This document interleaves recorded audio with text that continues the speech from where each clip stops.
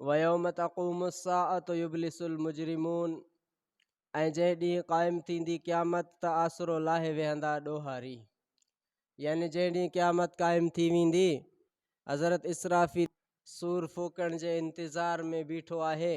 जॾहिं अल्लाह रब्बुल इज़्ज़त जी ज़ात उनखे हुकुम फ़रमाईंदो उहो सूर फूकींदो, क़यामत क़ाइमु थी वेंदी त पोइ उहे ॾोहारी, उहे मुजरिम माण्हू जंहिं दुनिया जी ज़िंदगी अल्लाह जे रसूल जे अहकामात ऐं तालीमात जे मुखालिफ़त में गुज़ारी आहे, जंहिं दुनिया जे अंदरि ज़िंदगी पंहिंजे ज़हन जे मुताबिक़ गुज़ारी आहे, जंहिं दुनिया जी ज़िंदगी ऐशो अशरत सां गुज़ारी आहे आख़िरत खे विसारे करे, त उहे माण्हू उन टाइम पछताईंदा।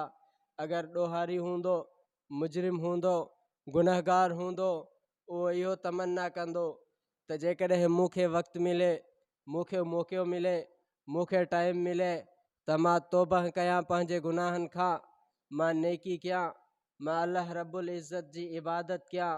लेकिन उन वक़्तु जेकॾहिं हू ईमान आणण जी कोशिशि कंदो बि, क़यामत जो वक़्तु क़ाइमु थियल हूंदो, उन वक़्तु उनजो ईमान बि अल्लाह रब्बुल इज़्ज़त वटि क़ाबिल क़बूल न हूंदो, उनजो तौबह बि अल्लाह रब्बुल इज़्ज़त वटि क़ाबिल क़बूल न हूंदो।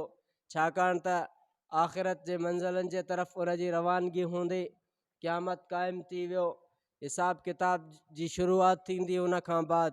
हाणे अॻ में इन इंसान खे घुरिजे हा त हू पंहिंजे ज़िंदगी जे अंदरि इन अल्लाह रब्बुल इज़्ज़त जे अहकामात जे मुताबिक़ ज़िंदगी गुज़ारे हा।